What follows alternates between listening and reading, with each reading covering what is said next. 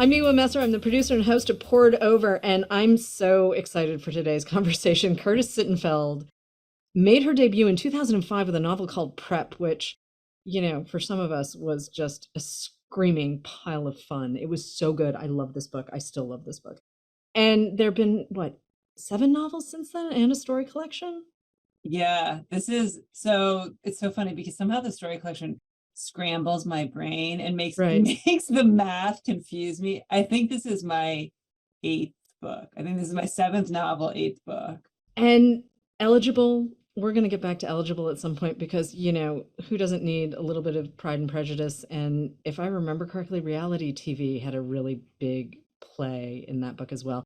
Romantic comedy is the new one. This book is so charming. It is so charming. But you have this line that you've used to describe your work in the past where you're saying novels need to do more than one thing. And I kind of want to start there. And then we can come back to Sally and Noah and some other folks in romantic comedy. But yeah, novels are supposed to do more than one thing, right? I think most do, and I think they should, just because it's like a novel is big and expansive, and even a short novel, which is a side note, I love and aspire to write, but haven't Right. haven't done so yet. But like a 200-page novel is still 200 pages, so I think Right. there's plenty of room for different things to happen. This new book is part love story, part workplace comedy, part, in a way, coming of age for Sally, because, our girl, and boy, do I like this character, our girl maybe gets in her own way a little Yes. bit. Oh, without question. Coming of middle age. Maybe I can write another novel called Coming of Middle Age. Coming of age shouldn't be limited to teenagers and 20 somethings. I think, better to do it at some point than not do it at all, right? Yeah, yeah, better late than never. Yeah, absolutely. She's getting her act together, but can we just talk about how the book started for you? Because it's fun. It's just fun and it's not totally fluffy. There's a lot happening, but I'm so charmed by this book. Oh, that's so I have to say it's thrilling to hear you say that because I really wanted to write a fun book. I mean, to be honest, I wanted to have fun writing it, and then I hoped it would be fun when people read it. But the origins of it are that my family was watching a lot of Saturday Night Live early in the pandemic, and I noticed, as other people have noticed, the pattern of men from Saturday Night Live who are talented, but like, mortal men dating and in some cases marrying women who are guests on the show as hosts or musical performers who are like transcendent, beautiful, super talented, almost goddesses at the top of their game professionally. And I thought, it doesn't seem like it happens when the genders are switched. It doesn't happen with the talented but ordinary woman and the kind of transcendently gorgeous celebrity man. And I Mm-hmm. thought someone should write a screenplay where a female writer at a show like SNL writes a sketch making fun of this, and then that week she and the male host, have unexpected chemistry. And then a few months passed, and I thought to myself, maybe that screenplay should be a novel, and Mm-hmm. maybe that someone who is writing it should be me. And then I Yeah. did. I have not been watching a lot of Saturday Night Live for a while, and I do like I'll catch clips on the backside and things like that. But I mean, I don't know how long has it been around at this point? It's been around since the 70s, right? It's so funny because I know exactly. In the novel, the main character Sally mentions that she and the stand-in for the show, which is called the Night Owls, were both born in 1981. In real life, Saturday Night Live and I were both born in 1975. So we are exactly the same age. I did not watch as a baby. I've been watching off and on since I was about 10. So that would have started with like Belushi and Chevy Chase Yeah. and Dan Aykroyd, sort of what we think of as legendary Yeah. comedy, and yet here you are bringing it in to 2023. I mean, I like this cast. I really like this cast. But I really like Sally Mills. She Oh, really she's familiar in a way, but also she's good at what she does, and yet she's still kind of side-eyeing her own career a little bit. And I think that's partially sort of the world we live in. And this is something you've done in all of your books, honestly, is sort of play with this idea of, do we get what we want? You know, women more Mm-hmm. often than men. What do we actually want? Mm-hmm. And Mm-hmm. it's playing in that space, that gray area where you're very wry, which I appreciate. Thank you. And I think you've said this before in other interviews, that plot always comes sort of first for you, and character is a close second kind of thing. Can we talk about structuring all of the beats in this book? Because it's a little bit of a page turner. I mean, I really wanted to know, and then you do something in the middle that made me, okay, I kind of squealed a little bit when we got to the Ah! email exchange because I was like, yes, this is totally satisfying. And I do want to talk about that structure because people don't really use that as a device anymore. And I'm like, we've lost the ability to write letters. Emails don't quite count. I mean, you get Yeah. close Yeah. in this email Yeah. exchange, but can we just start with the structure of this book? Yeah, I love talking about structure. About 50% of the book is a week in the life of the late night sketch comedy show. And as it happens, SNL is such an interesting mix of, like, it sort of metabolizes current events very quickly and very efficiently. And then it has this incredibly fixed structure week in and week out of, like, there's the cold open, there's the host's monologue, there's some sketches, there's the first musical performance, there's weekend update, there's the second musical performance. So it actually had sort of an automatic structure, not the structure of a show on the air, but the structure of preparing for it day by day from Monday to Saturday. And that fixed structure was appealing. It was super fun to do research to kind of find the ins and outs of how it unfolds. And then I don't think it's giving up too much away to say, you know, Sally and this pop star Noah, who's the guest host, they have chemistry, but she, as you said, can't get out of her own way and can't believe it, even when there's overwhelming evidence. She says something rude to him at the after party that makes things go off the rails, and then they lose touch for 2 years. And then the pandemic happens and he emails her and basically, you know, not immediately and not this explicitly, but kind of says, I never stopped thinking about you, which in itself I think is very romantic. And then they have this email exchange, and that was super fun to write because I kind of felt like one of the pleasures of that for me was that the reader would have the same experience that the characters had and would have the exact same information. And so the reader could be like, is that sentence flirtatious, or is it totally innocent, or is that intentional, or, you know, am I too wrapped up in this and this is just a totally friendly platonic COVID pen palship, or is this like the beginning of, you know, a great romance? I had a lot of fun with that section. And then there's a third section where perhaps there's some in-person encounters again. But here we are again. I mean, here's a woman who has grown up in an era where, you know, we've been told we can do and have whatever we want, and she kind of doesn't know. And I did have a moment where I was like, wait a minute, haven't we haven't we gotten past this particular neuroses? And it's like, well, no, apparently Sally hasn't. The neuroses of like, am I pretty enough? Yeah, am I pretty enough? Am I smart enough? Am I like, because she even has moments where I think she's questioning how talented she is. I think she's much more professionally confident than personally confident. And I think it's almost like she has personal confidence when her goals are sort of low, but Right. she doesn't know if she's entitled to like shoot for the stars. Like she doesn't, you know, she feels confident that she's, you know, worthy of a man she's not into, or Hmm. a man she's not that Oh man, there's attracted some to. dogs. There are some dogs in her past. But she's not sure that she's worthy of someone. I mean, it's like, actually I quote this line, which I think is attributed to Groucho Marx.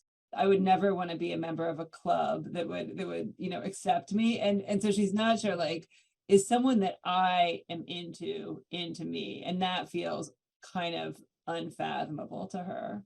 That's where I sort of want to tap. Yeah, and I'm talking about tapping a fictional character on the shoulder, but such as the bookseller's lament, right? Like, oh God, I'm talking about fictional people like they're real. That's my dream. I take it, whether or not you mean that as a compliment, I take it as Oh well. no, no, no! It is a compliment. No, it's totally a compliment. It's also me making fun of myself a little bit because I am talking about fictional characters. But there were a couple of moments sort of in that first section, and certainly while she was emailing with Noah, where I was like, okay, listen, you, someone just needs to give you a little like pat on the shoulder and tell you it's going to be fine. Because she really does have this self sabotage. I don't want to say mechanism, but she has a thing for self sabotage. And I was kind Yeah. of like, wait a minute, wait a minute. Aren't you a little further along than like, because I remember coming up sort of watching my mom wrestle with that whole like, working and having a life and having kids and just all of this stuff. And I'm like, that's a lot. That's a lot to process. Like, haven't we moved a little further along? And yet here's Sally kind of bopping along, not quite having it together. It's interesting because my experience of real life is I feel very lucky to have friends that I talk very openly with. And sometimes I'll have these like talented, successful, accomplished, and very attractive friends, and they'll really casually say something so insulting about themselves, like like maybe one of my friends will say like, I'm just so incompetent as a mother, or like, I'm dating someone and I saw his ex-girlfriend and she's gorgeous, and I'll think you're gorgeous. Like, so I feel like among people I know, I'm sorry to say, I think being self-critical is very common. Like, I think that, a lot of us in adulthood find enough confidence to kind of get by and get through the days. But if you really start excavating, and I think this is true, for any gender, any success level, I think people have incredible vulnerabilities and insecurities. And we happen to be privy to all of Sally's because she's the one telling the story. Well, and I mean, it makes for a great novel. I mean, because stuff happens. I Yeah. mean, we need stuff to happen. There are a couple of moments with Noah, the musician, where he's kind of like, he really is such just a kind, normal human being. Like, he just says things that are grown up, and it's clear that whatever work he's done on himself, he's done on himself. And here's this guy, and she's just like a little amazed that he's so normal, and yet we all know so many friends. And again, male, female, just everyone has had this experience where you're just like, wow, you are a potential partner and you're a person, and there's no reindeer games, and there's no like, at one point he's just like, Sally, you just have to tell me when you're uncomfortable. Like, I can't read your mind. I'm Yeah. Wait, paraphrasing what are poorly. reindeer games? Oh, that's a phrase I use with like people playing games with each other. Like, it's something I hate. Like, I just, Yeah, yeah, when yeah. Like you're kind being of being manipulative like, and weird, yeah, I just call it yeah, reindeer games yeah. because I'm like, ugh, I can't. Like, I You just coin can't. I have that? no patience for Can that. I use that expression, or Feel does it free. belong to you? No, feel I'll free. attribute it to you. No, whatever. But I mean, it's just no, because we all know people who like will play games and all of that kind of stuff, and I just kind of stare and I'm like, no, I'm not here Right, for it. right, I'm just right, like, I can't read your mind. I'm so not interested in this. right, I right. And have especially, stuff I to do. think the older you get, yeah, the less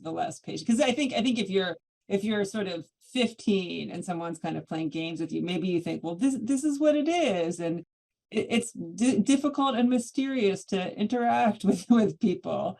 Yeah, I'm pretty sure I didn't know anything at 15. I'm pretty sure like I could probably match my clothes and, brush my hair, but I don't know, it was so long ago anyway.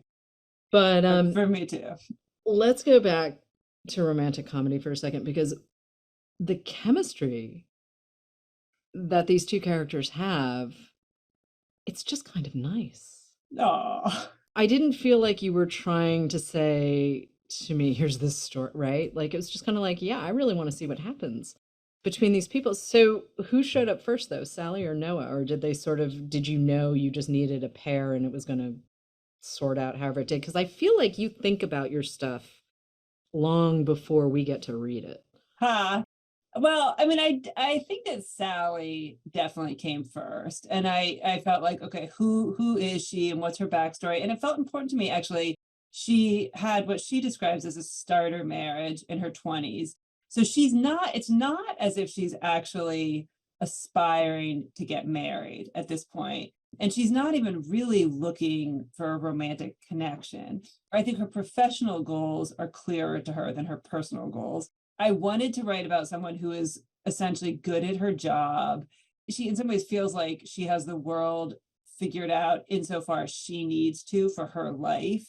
And then she ends up realizing that she's wrong on many fronts, which is actually, I really love the combination in writing fiction of writing about someone who's intelligent, self-aware, and incorrect in their beliefs and assumptions about themselves and other people. I mean, that's where the fun comes from, though. I mean, again, if like nothing happens, and there are some novels that I've read simply because the language is beautiful and that's great, and that's a different experience from this. But here I am rooting for Sally to figure it out. Oh yeah, yeah, yeah. Totally, just for her to figure it out. And I have to say, I didn't dislike the first husband, but at the same time, I was like, oh, he's just not the right guy for her Ha. at all. Like, totally, like, I mean, and I think you know what I'm referring to. At one point, he looks at her and goes, "But we don't live in New York." Yeah, yeah, And I'm just yeah, like, "Oh, honey, you got to go." Like, yeah, this isn't yeah. even, this isn't something that you fix over oatmeal the next morning. This is, you got to go.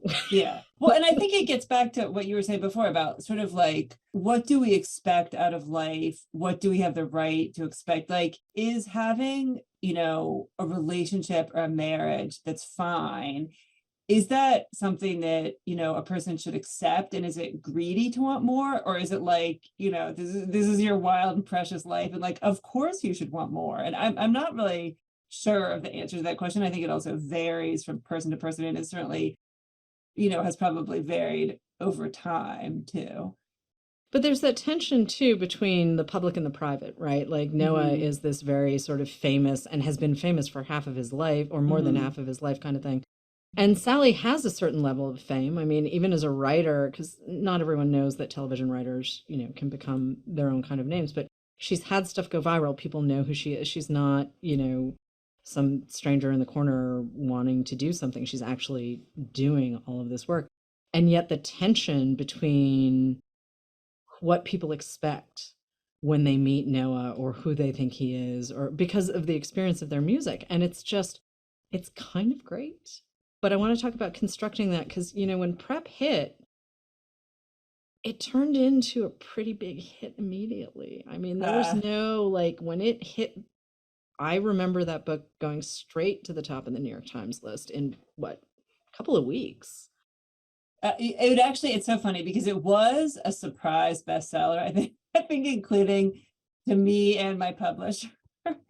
When I look back on Prep, which came out in 2005, I think of it as like the movie version of a first novel that, almost no one ever experiences. Where, I mean, I think there is a fundamentally sort of different experience. I'm not sure if this is what you're alluding to, but like to be a person who gets recognized in public, which Noah absolutely is, and Sally isn't, and also I am not. I mean, I think there's something very different about going through the world and people feeling like they know you when they've never met you. If I go to an event where where I'm the featured writer, then I think someone can look at me and know that I'm Curtis. But I think that when I'm in the grocery store or something like that, like, like maybe once or twice a year, someone might approach me because they recognize me as a writer. But for the most part, I don't think that's the case at all. I think you have to be like Stephen King level to be recognized in the grocery store.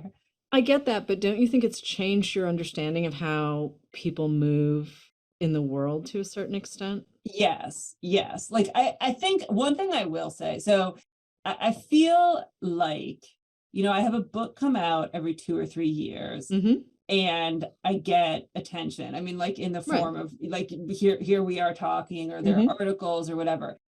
But I then feel like I don't get a lot of attention in for the next 2 or 3. There's sort of like a flurry around publication. And in all honesty, as a person who's not primarily a public person and doesn't have the infrastructure, I find it like a little bit overwhelming. And so sometimes I think to myself, oh my God, if this is what it feels like to have a book come out, which again, I mean, devastatingly to both of us, most of the world is not like, huge avid novel readers. Like, there are many, but like the average American is not like waiting for publication day for some novel. So it's like, if I have a very watered down version of having public exposure and attention, and I feel a little bit overwhelmed, I do think, oh my God, like, what is it like to be John Legend? Or what is it like to be Taylor Swift? It just must be very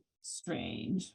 But watching Noah sort of navigate this stuff and the idea that he's actually a dude who can speak to his feelings in a way, it's kind of adorable watching him sort of help Sally maneuver this language, because there's this idea that women, as women, we're sort of fluent in this emotional landscape in a way where, I'm sorry, I grew up in Boston, like, we don't do this. Ha! We don't. Like, we don't know how to do this. We really maybe when the gin comes out, like the gin and the cheese and crackers, but even then it's like not Yeah, the yeah. real thing. So here's this guy, who's just like, yeah, I can talk about my feelings and I'm not going to like burst into flame. Yeah, yeah. I mean, he is very open about the fact that he's in therapy, he's in recovery. I mean, he's kind of, I think he's gone to a, like in the distant past, went to a darker place than Sally and kind of had to address some of his demons head on, whereas she's almost like coasting along, mostly, repressing her feelings. But I remember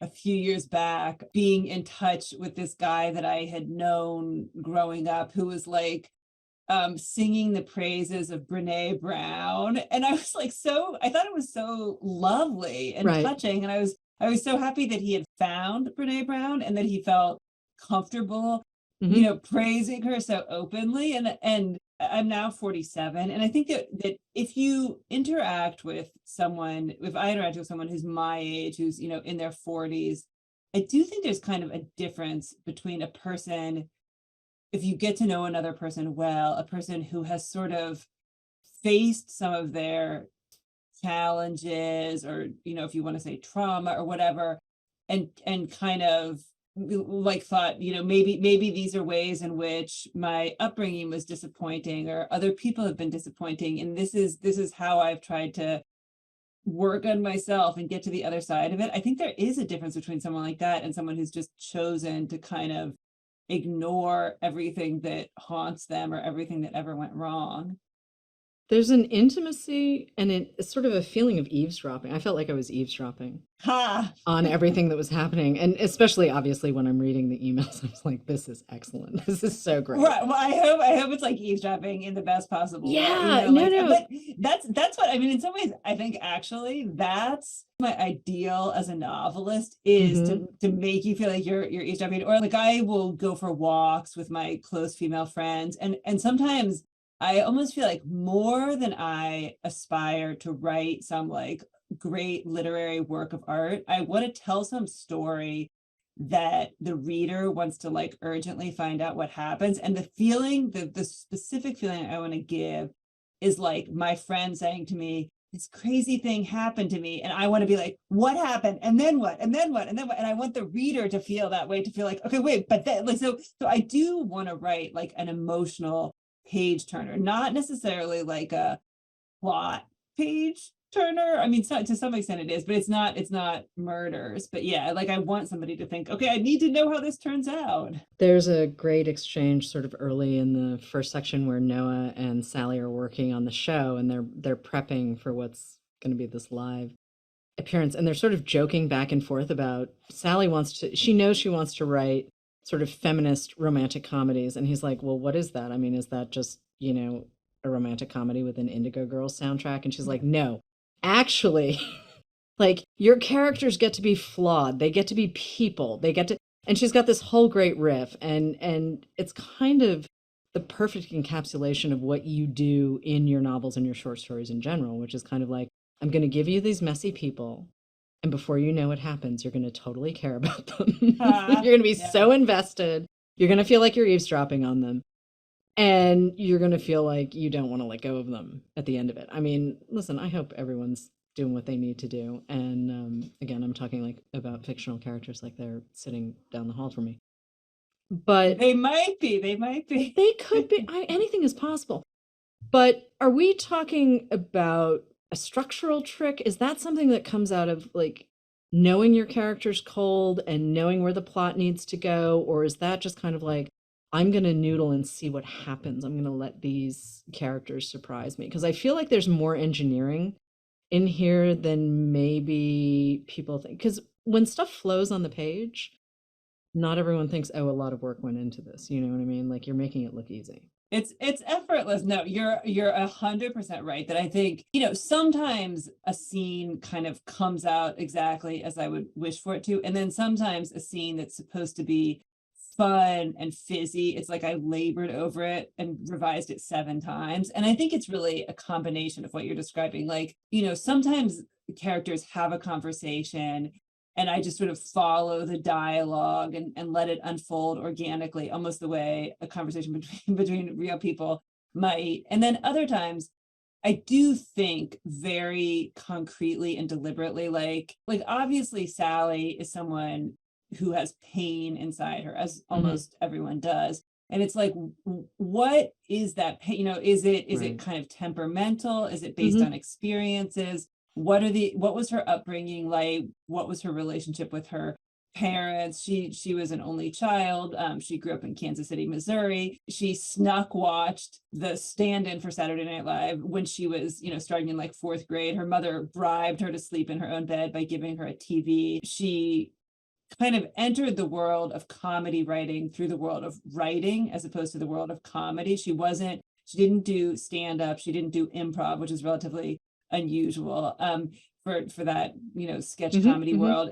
But instead she like worked for a luxury credit card magazine, and she worked for like the newsletter of a healthcare company, and she would submit these comedy packets to the TV show every year, kind of with no hope, thinking there was no hope of ever making it on. And then, you know, she did. And so it's kind of like, I mean, I think that some of it I think there are some people who are almost like, I need to know my character's favorite food and I need to write their diary entries. And I don't go that far, but I do feel like they need to feel real to me to allow me to make them feel real to the reader.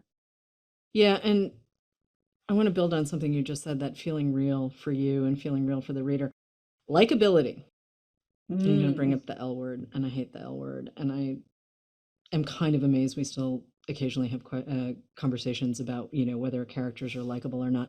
I don't need to like characters to be involved in a story. I need to be in the world of the novel, and I don't mean that necessarily in a sci-fi fantasy kind of, I mean, every novel is its own world, right? Regardless of whether it's domestic fiction or what. One of the things I've always appreciated about your work is that you're kind of like, well, you like them or you don't. This is not my problem. My problem is how to figure out how to tell this story well and be really invested that way. And I'm just like, oh, why? And I mean, you did write a novel called Rodham.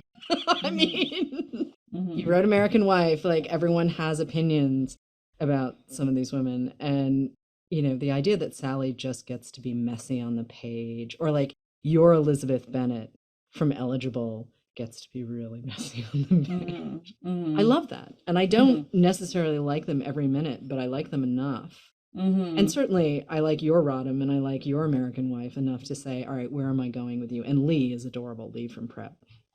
She's Well, great. I mean, there's no consensus really on what likable is. So I don't know how a person would almost try to write toward likability. Like, it would be like, whose definition, you know, like, would it be like someone who never swears or something? Like, if that's some people's definition of likable, or would it be someone who's like a super loving, attentive mother, or would it be like a very irreverent mother? I mean, you can't please everyone, so you might as well kind of write the book you want to write the characters you want to write, and trust that some people will go along with you. Not everyone will. And like, I always get some bad reviews, and you know, I think sometimes it's just I have a sensibility that's different sometimes from some reviewers, and like that's okay. I remember early on too, lots of folks were like, well, prep isn't as chick ficky as I thought. I mean, chick fic was a phrase we used back then to describe that kind of package, right? And I Mhm, remember folks saying, well, it didn't feel all that chick ficky to me. And I'm like, because it's not. mhm. Like, I mean, it's just, it's not. It's sort of this darkly comic, like, are you kidding me? Did you just say, oh yeah, you just said that. Okay. Like all of these moments that happen. And granted, it's a prep school and whatever, and everyone's raised by wolves. Ha! But at the same time, the idea that people keep trying to sort of slot you into a space, and I'm like, no, it's just Curtis being Curtis. I mean, Ha! That could be like in bookstores. I could be in the Curtis being yeah, Curtis. seriously, Curtis being Curtis. I mean, just this idea that we're always trying to categorize and, just and say this is where this belongs. And I'm like, it's kind of just a great story about characters I wouldn't have encountered necessarily unless Curtis Sittenfeld put them in front of me. I mean, I do think that categories of fiction Hmm. exist more as like a sales and Hmm. marketing tool than do they exist as like clear distinctions in the minds of writers. And I think there are plenty of writers who kind of transcend genre, like it's like a literary sci-fi book or it's like a historical romance or whatever. So I think that in my experience, writers rarely kind of take those clear delineations into consideration. I mean, if Emma Straub can do time travel, y'all, I mean, like, that's just Yeah, it's all in the delivery. One of your characters says that. No, it's all in the delivery, and it is all in the delivery. yeah. Can we talk about though some of the influences? I mean, you studied with Ethan Kanan and Marilyn Robinson at Iowa, which I can only imagine how great both of those experiences are. I mean, you workshopped a little bit of prep while you were still getting your MFA there, but can we talk about some of the other literary influences that have helped sort of form this voice that I think of as yours? Yes, absolutely. I mean, I actually think my biggest single influence is Alice Munro, the Canadian short story writer who I first read in high school. I mean, I feel like she's a magician and everything she does is perfect. But I mean, some of the things like in terms of actually the likability question, I've never met her, but she appears to be totally indifferent to it. And like she appears to operate on the assumption that of course we're all self-interested. Of course we all have, unattractive impulses, which we might or might not try to conceal from other people. She's just so good at the really specific moment, the really specific nuanced emotions. She's so good at kind of like showing how people do and don't find connections with each other. And so even though, I mean, it's like she largely writes about, people living in rural Canada, maybe 100 years ago or 50 years ago or whatever. And so I don't think that most people, I think when people think of influences, they often think in terms of subject matter more than style. And so I don't think most people would be like, clearly Curtis was influenced by Alice Munro, but I definitely was. Yeah, I mean, honestly, yeah, I wouldn't have drawn a straight line, but I love hearing because I mean, I was talking to someone the other day too, and she was like, no, Edward P. Jones. And I was Oh, like, oh, it was Rachel Hang. We were talking about the Great oh, Reclamation, which is set in oh, Singapore in like the oh. 40s, 50s, and I love 60s. her stories. I haven't read, Oh, yeah, is that out yet? Or is yeah, it? it's just out and it is so good. You'll fly through Yeah, it. It's so she's a good. phenomenal, right? I think I've read two of her short stories Yeah, and they yeah. both are like super haunting. She's Right, a the one very from May in talented the New Yorker, in the nursing home, that one. And you're just like, what did I just read? yeah. This is wild. This is amazing. But Edward P. Jones, Lost in the City, and the known world, like the way he uses time in the known world and the way the Oh, story folds back on itself. fascinating that she's influenced. Yeah. The minute she said it, I was like, I totally get that. It Yeah. is absolutely not what I would have expected. And I love the idea that we're always sort of going back to, these influences that may not appear immediate, but then you hear it and you're like, oh, that makes perfect sense, Yeah. actually. Yeah. Yeah. I think that's probably true for all writers have their sort of their like person that they kind of revere, even if no one else knows that they revere them. Well, I mean, telling stories is probably the first human thing any of us ever did, right? Like, even if you're not doing it as a published person, I mean, telling stories is one, really fun, but also how we find our place in the world and how we give context to what we're doing. I mean, the context too for romantic comedy. I mean, did you watch a ton of romantic comedies, by the way, or did you just let yourself write the book you wanted to write? Because honestly, I can't imagine watching a lot of. Really? Yeah, I'm Oh. not good with that. I'm really, it's weird. My brother loves romantic comedies, and I'm kind of like, if stuff blows up, I'm good. Mm-hmm. I can't explain it. It might be the Boston thing, but no, let's talk about research for a second. Because I mean, obviously there's the Saturday Night Live piece, there's the pop culture piece, there's the, who's dating whom kind of thing. But Yeah. I mean, when you're watching a romantic comedy, you're watching a romantic comedy. I mean, Right, right, like when right, Harry Met Sally just pops into mind, or like right, How right, to which I Lose a Guy in love. 10 Days. Yeah, like Right, all of this right. stuff. But I feel like there's a little bit of that running through romantic comedy, but not in an obvious way. If I that mean, makes absolutely. So like I think that in some ways, some of what made romantic comedy really fun to write was that I think all of the components were already like inside me. So, from a very young age, like fourth grade, fifth grade, I read romances, including Harlequin romances and the sort of books with the couple embracing on the cover while their hair blows back. I loved romantic comedies, like seeing, I saw When Harry Met Sally in the theater. I, right, right. Say Anything, like, Oh my God, the boombox, right? Yeah. yeah, I'm still waiting on that.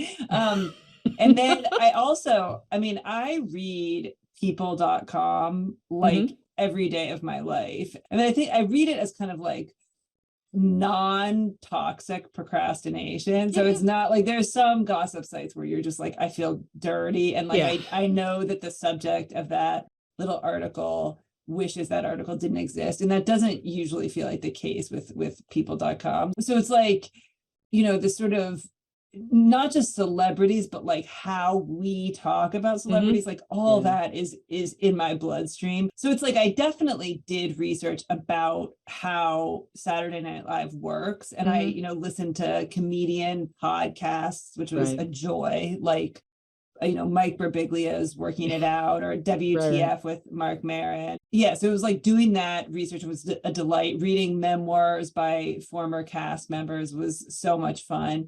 But I already had been an SNL viewer for like more than 30 years. So like there were certain facts I had to nail down, but the general sensibility and a lot of the topics were ones that I was naturally interested in well before writing the book. Did you surprise yourself at all while you were writing romantic comedy? So it's funny because I've had the experience more than once where after I've finished a book, I'll be going back and like looking for something, and I'll find an email. In this case, I found an email that I sent to my editor and agent laying out what the structure would be. Oh, wow. And it actually totally conforms, except that I said, this seems so delusional that I can't even believe I Uh-huh. sincerely said, I said, I think it's going to be about 90 pages. It's going to be like a super short novel. So I think the part that surprised Oh, me, which is ridiculous because my other books are like 400 or 500 pages. It's 300 pages, and it's like an airy 300 pages, yeah, especially with yeah. the email section. Yeah, yeah. But I thought this is gonna be like the tightest, shortest, like maybe it doesn't even count as a novel, maybe it's a novella. And that was totally incorrect. So I did surprise myself with the length of it, but not really with the structure or the Uh, the focus. yeah, I'm frequently the person who's like, yeah, I could have lost 100 pages. I mean, Ha, I am yeah. totally and I'm looking at this Yeah, book going, I don't know if you could do that. Like, I yeah. don't think it could lose anything. And when you say breezy 300 pages, I mean, yeah, I flew through this book. Yeah, I think it is a quick read. A lot of people have said to me, "Oh, I read it in a day," or I read it before bed and then I woke up at 6 a.m. and I finished it. There's a similarity to Eligible because obviously, I mean, Elizabeth Bennet and Darcy, like you were clearly having a good time with that book.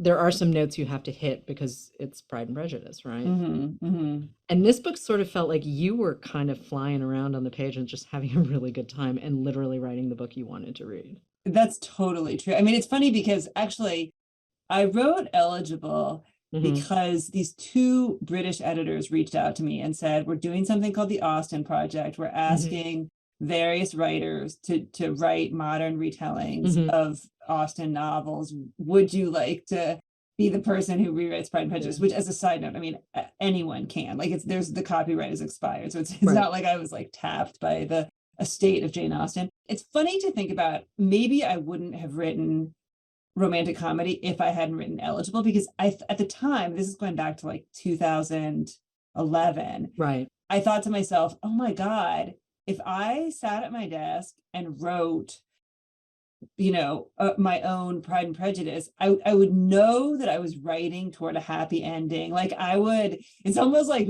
mixing my own, angsty like personality with this like fun and lightness. And it was kind of radical to like think somebody else had given me this happy subject matter. It had just, I mean, it had fallen in my lap essentially, which was such a stroke of good fortune. But like I could say yes to it. Like it wasn't like my fate that I can't fight is to write, dark or depressing or sad books. And I can even still have like my festively neurotic characters, but they can be working their way toward a happy ending instead of working their way towards like crushing disappointment. And like the truth is that I started writing a different book in 2020, not romantic Right. comedy. Like Okay. I knew that I wanted to write a fun, light, short book. I Hmm. started writing a book. It became apparent after 6 to 8 months. It was not short, not light, not Right. fun. And then I was kind of casting around, and I definitely feel like I just function better as a human being when I'm writing than when I'm not writing. Like I think Hmm. my brain almost just needs something to like focus on. And so I almost like when I thought, oh, that idea that I thought someone should write that screenplay, Hmm. I was Hmm. like, could I do this? Is this like legal? Can I write something that's just so frothy and fun? And then like I had to be like, yes, Curtis, you can. Isn't it possible though that sometimes frothy and fun is also really subversive? Oh, absolutely. Absolutely. There are times where I'm just like, we can't actually have joy. I mean, the world is a complicated place and lots of bad stuff is happening. But like sometimes I just need, and yeah, here I am saying I don't really watch romantic comedies, which I don't, but I will watch a movie where stuff blows up and it's Yeah. ridiculous. I mean, the Yeah. premises are Yeah. more ridiculous than any kind of meet cute Yeah. kind of, you know what I Yeah. mean? Like, Yeah. you want to fly a car where? No. Yeah. No, but I think you're so, I mean, like, I almost feel like when you're saying like we can actually have joy, like it's like Mhm. there should be like t-shirts or pillows that say that. I mean, you're right. And I'm like an extremely lucky person, and yet I have to remind myself of that. Like it's just you can kind of sometimes it's hard to like remember that some of our daily grind is self-enforced and doesn't need to be. And sometimes you just need a really good book. Sometimes, Sometimes you just always you need need a really good book. a really good book. Do you miss Sally and Noah in their world? That's an interesting question. I will say, so I wrote this book more quickly than most of my other books, Yeah. in part because of COVID, because I was writing it, Yeah. while things were still kind of shut down and I wasn't Hmm. traveling, so I wasn't interrupting myself. But I also wasn't interrupting myself and kind of, writing 80 pages and then being like, I want to write a short story. And I think the reason I wasn't interrupting myself was that I was always glad to go back to them. I was always Yeah. glad to enter their world. Like it was fun and funny and romantic. And so now sometimes somebody will ask me, or like, as I in this moment prepare for the publication and think about like, oh, if I'm gonna, read a little excerpt at an event, what will it be? And if I open the book, I feel this sort of like happiness and light, and like I like I like to be around them. I doubt that I'll ever like write a sequel, but I Oh, mean, yeah. I don't know. I wasn't sorry. I wasn't asking if you were going to write a sequel. I think the book as itself, I don't think everything needs a sequel or a I prequel. I think agree. I mean, sometimes a thing yeah, is just the thing. yeah, yeah, And it sits in the absolutely. world and you're like, this is great. I wish I Yeah, could read it again for the first time. And yeah. yet, and also when you're a bookseller too, it's like, does this live in the house or does it go back into the office? Oh, Because honestly, yeah, otherwise you end up with just too yeah, much. yeah, It yeah, it's am I going to reread this or am yeah. I and it's always kind of fun to sort of think about what comes next. But yeah, it's the right book for this moment that we're in. It's smart frothy and it's Oh, smart fun and it's thank just, you. it's like yeah, it's just kind of great. And Noah has really good taste in houses. So I mean Ha! you get to do the whole like, spying on someone's architecture kind of thing where it's like, I especially when you live in New York and there are tiny apartments, everyone Yeah, knows that yeah. part. But are you working on anything new? Is there a story collection maybe coming, or is there another novel? Or I think there is likely to be a story. I mean, I think in the fullness of time, there's yeah, likely to be a novel and a story collection. mm-hmm. I hope that I will write a story collection sooner rather than later, because I definitely love stories in addition to loving novels. Yeah. Can we just all try and bring story collections back? I mean, every now and again, a Yes. story collection will pop, and you'll just be like, "Yes, see, Yeah. stories are awesome."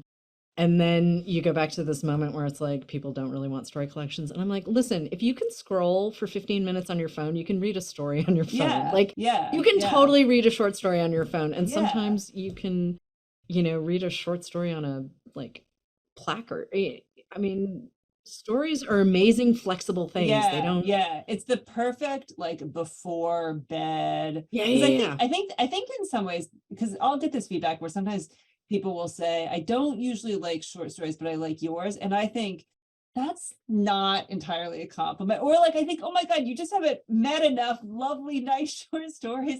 But I think some of people's hesitation seems to be like, I get to know a character and then I lose them and I've like invested in, knowing them and memorizing their name and whatever. But I think that like if you read one story a night before bed, you kind of get around that where you sort of know this and then you can go to sleep and forget it. And then we're like, like just remember a few outlines or remember the feeling the story gave you or like some moment in it. And then the next night you read another one and then Yeah. your brain will be ready for it. I do love a story collection. I mean, I love short stories on their own too, but I do love a story collection where you're just like, because the thing is too, if it's a writer I really like, I don't care that the characters change from place to place to Yeah, place. And yeah, like, I also don't need, it's a linked story collection. You can pretend it's a novel. It's like, no, it's okay for it to be a linked story yeah, collection or, yeah, yeah, novel and stories. I'm like, no, yeah, it's okay if it's a short story collection. yeah, I swear. yeah, Like, yeah, yeah, I want the experience of those characters and that narrative voice and just you can do whatever you're going to do and I'll follow you. But anyway, yeah. Curtis Sittenfeld, thank you so much. Romantic comedy's out now, and if you haven't read Eligible and if you haven't read Prep, well, go back and get them. I know everyone else has read American Wife and Rodham, but I'm going to yell for the ones that everyone should go back and reread. Thank you. This was so fun. Thank you so much.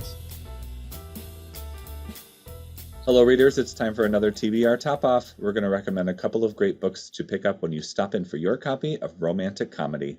I'm Mark, coming to you from my Barnes & Noble in Cincinnati, and I'm joined by my book buddy, Madyson. Hello! Hello, I'm Madyson, coming to you from my Barnes & Noble in Los Angeles.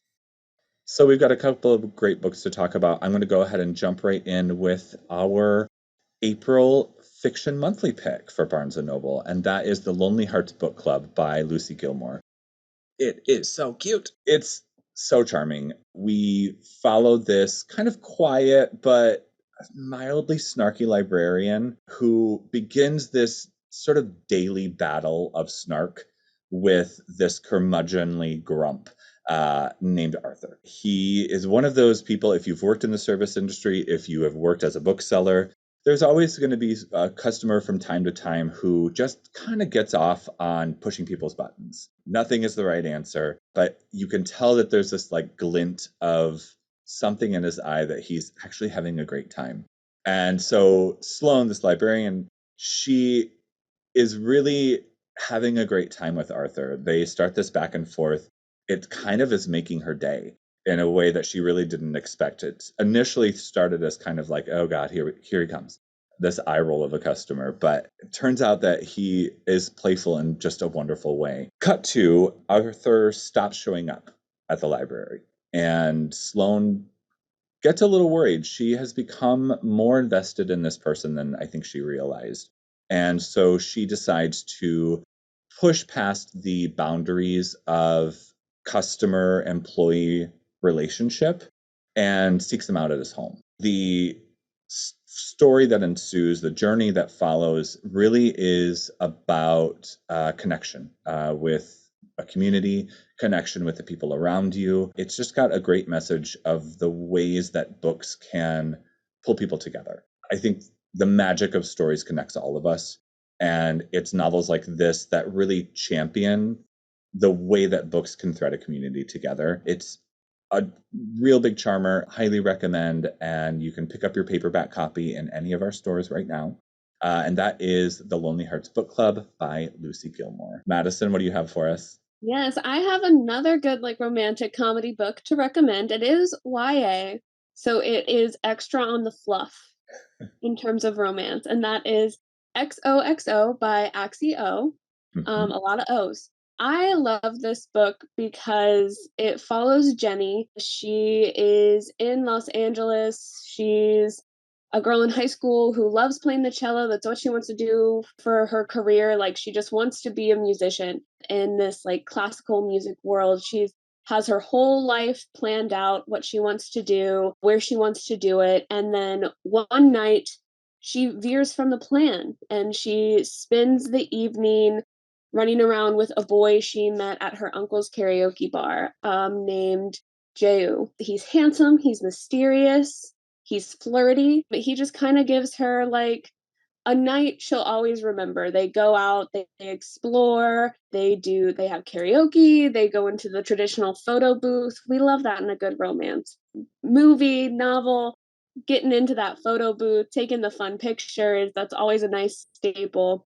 So she has this night, and then after that night, she never hears from him again, which, in my opinion, is a red flag. If he doesn't contact you again, then just forget about him. But instead, she meets him again, but in a place you wouldn't think you would meet him, because she moves all the way to South Korea with her mother to take care of her grandmother. So her plans kind of derailed, but she knows she still wants to do music. She still wants to play the cello. She gets into this prestigious art school in Seoul to study, and she's kind of out of her element. And then she walks into class, and lo and behold, who is a student there other than the boy she met in Los Angeles? So you kind of see their romance kind of begin to form. He has a reason why he couldn't talk to her, and it's because he happens to be an idol. And so K-pop idols, they're technically not allowed to date because they're an idol. They have to be idolized. So then kind of begins this forbidden romance type trope. It's a fun story full of fun characters. I always love a good author who can write the witty side character, and you get a few of those, which is refreshing. But it's a story of young love, and young love is cute and it's fluffy, which is why I think it's such a good pick for something that falls in the genre of romantic comedy.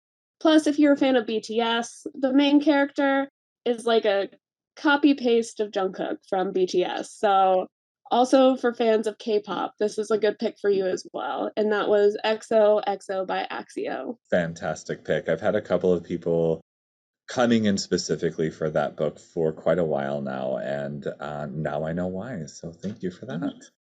Cute, cute, cute. All right, well, that's all we have for today. Thanks so much for tuning into Poured Over. Please make sure to give us a rating and subscribe so you never miss an episode. You can also follow us on our socials at Barnes & Noble.